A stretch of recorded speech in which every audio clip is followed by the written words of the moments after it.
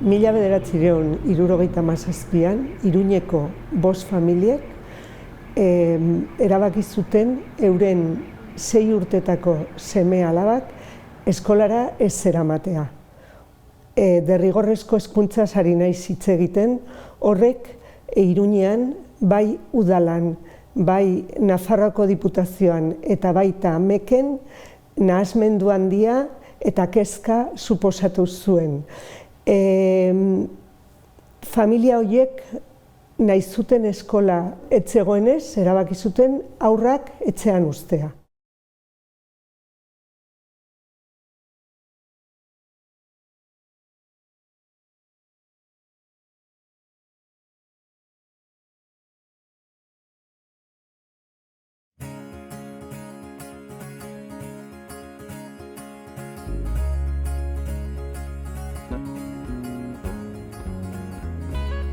En la época de la creación de la ikastola municipal, en Iruña el euskera y las ikastolas eran totalmente privadas, con lo cual la alternativa era el castellano. Económicamente muchas familias no podían pagar tampoco en la privada y un grupo de padres de Ikastola San Fermín y madres decidimos crear y pedir una ikastola pública en cada barrio.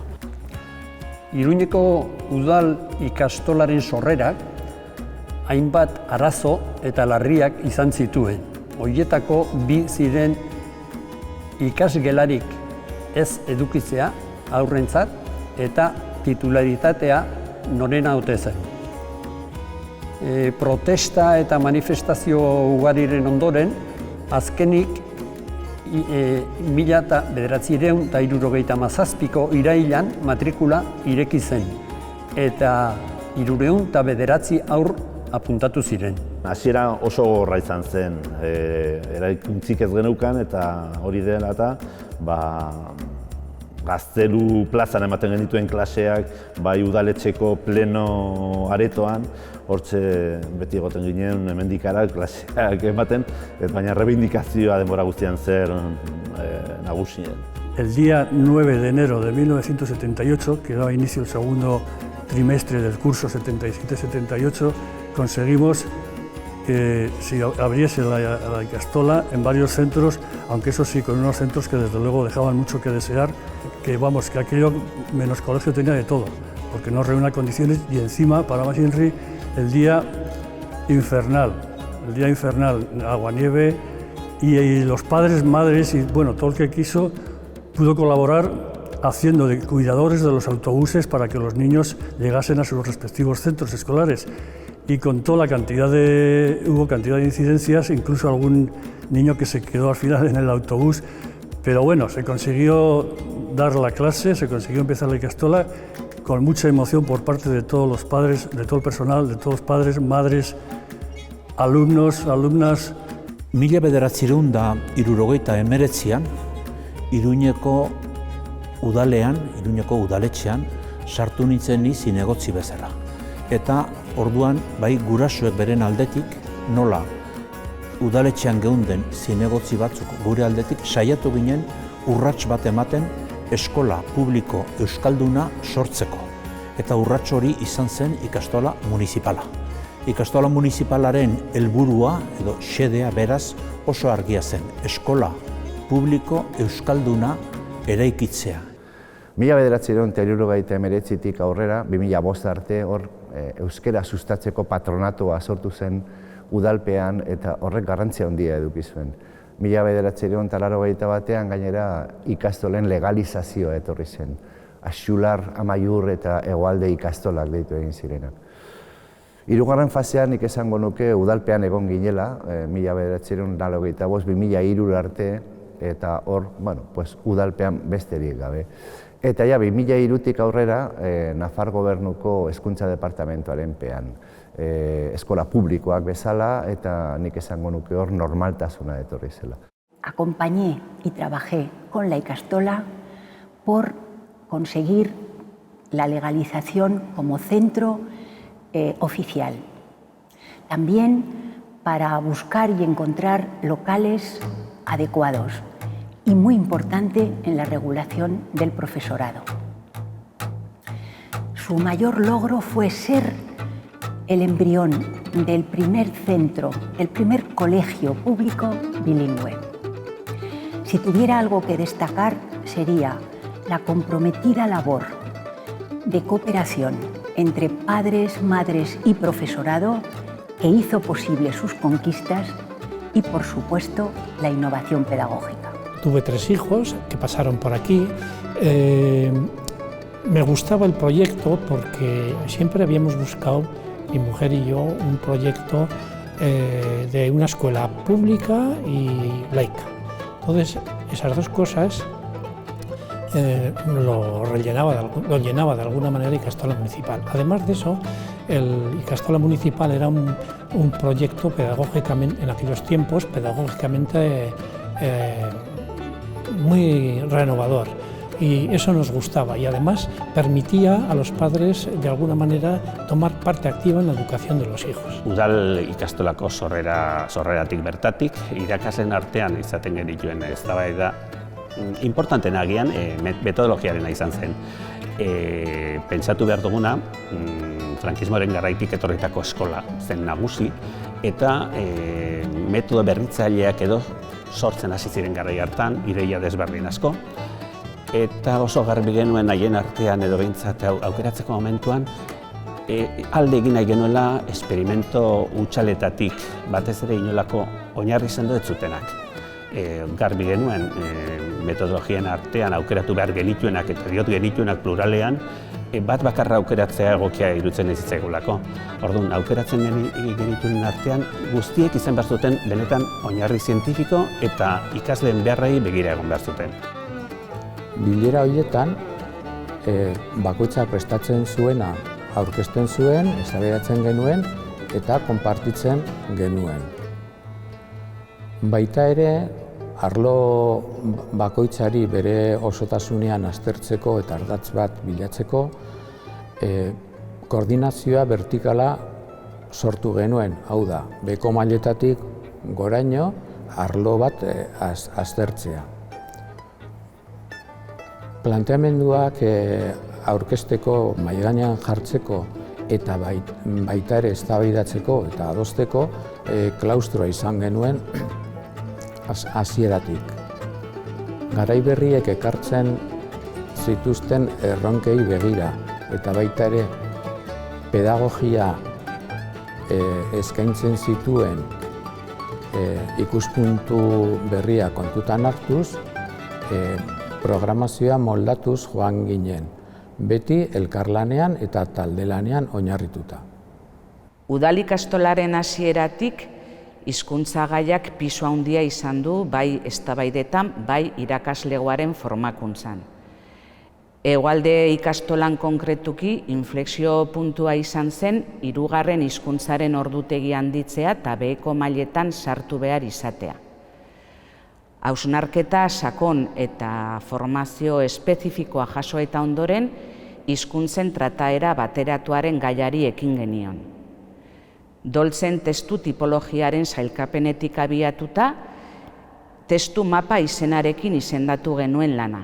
Lana erabilera anitzekoa izan zen, eta da, eta zerbait aipatzeagatik, hizkuntzen arteko lotura eta baita gainerako arloekin ere, elkarlana ahalbidetzea eta indartzea. Lan hau osatu zen 4 ardatzetako proiektuarekin, kasu honetan familiei ere bideratuta. Gurasoek eta irakasleok aktiboki parte hartzen genuen aldaketa soziopolitikoa lortzeko zeuden arlo ezberdinetako borroketan. Eta jakina hori hezkuntza proiektuan islatu nahi genuen. Eguneroko lanean aniztasuna kontuan hartzen genuen. Eta feminismoaren eta ekologismoaren printzipioak sartzen saiatzen ginen. Baita ere, naturarekiko harremana eta bera errespetatzea izan ziren gure lanaren ardatzetako bat. Jorratzen genituen eduki eta metodologietan gizon eta emakumean eskubideak eta aukerak berdinaren aldeko ildoa era transbertsalean txertatzen alegintzen ginen.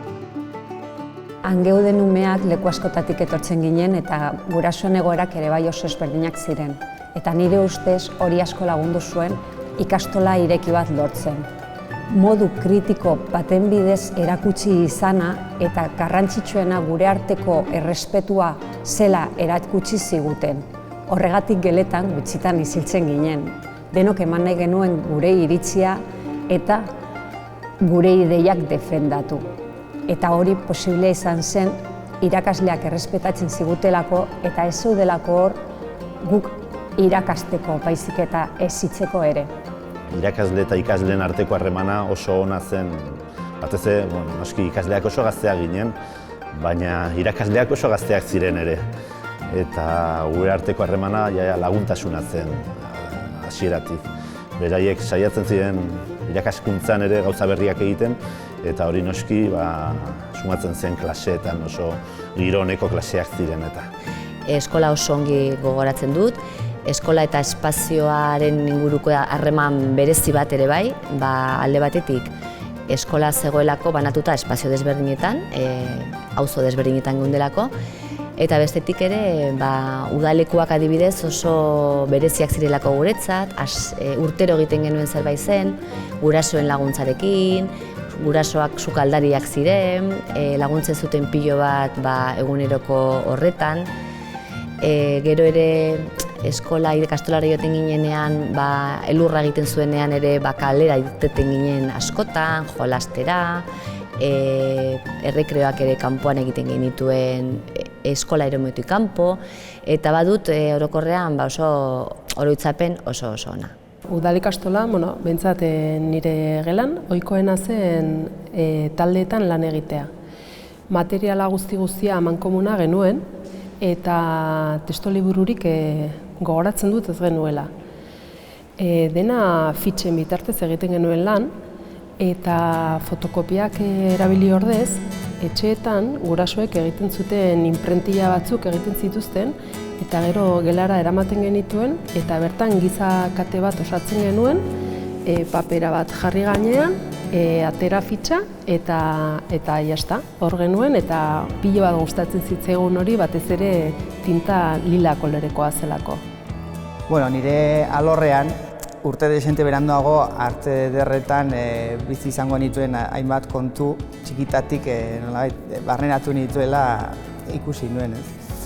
Esate baterako gizaki biluziak naturaletik marraztea aukera hori izan genuen behin baino gehiagotan eta adin ezberdineko modeloekin.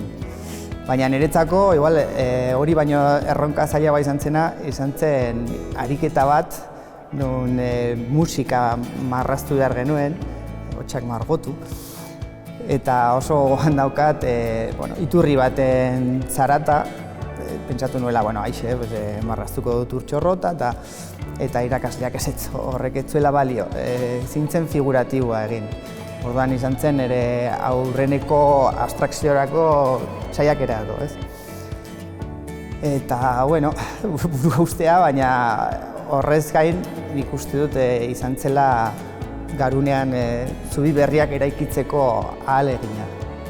Yo no lo había visto este centro y es que me he emocionado y me ha parecido, una maravilla que el euskera tenga en un barrio como este una ikastola así. He sentido, una satisfacción aparte, muchísima satisfacción, pero luego una emoción, una alegría inmensa de que tanto niño estaba en el patio y tanto niño que pueda venir. Yo me he quedado encantada de la vida, emocionada estoy. Niretzako astea udal ikastolan izan duzen, askatasuna eta ezitzeko oso modu librea, ez dakit nola esana. Horretzen ez beti debateak eta gure ikuspuntua eta gure iritzia eta eskatzen zela, ez? Eta bazegoela hor, baziren eztabaida handiak, nik oso bizipen polita izan du. Eta gelen hormak gainditu genituen. Hau da, erabaki genuen eskola etzela ikasteko lekua, baizik eta bizitza nolabait. Haurra bere ikasketen protagonista izan behartzela oso garbi genuen. Udal ikastolako proiektuaren sormenean eta hasierako urratsetan egondako pertsona asko aipatzea ezinbestekoa litzateke proiektu hau gauzatu zelako. Helduko da momentua non pertsona guztiondako leku egoki bat izango dugula euren izen eta indar guztia gordetzeko. Orain, azkeneko urtean utzi gaituzten lau aipatuko ditut. Sagrario Ruiz, Carmelo Lasa, Javier Pagola eta Aitor Etxarti. Aitor, artxiboko memoriaren diseinatzailea 2020ko abenduaren 18an zendu zen. Dokumentalaren proiektua albaindua utziz, erdilosita. Gure leloa, zure leloa gogoan dugu, trukea, har eta eman. Aitor, hezkuntza ororen ongia izan zedin borrokatu zenuen zure bizitzaren azken arnazaldi arte. Mila esker lagun, aitzina beti, Aitor.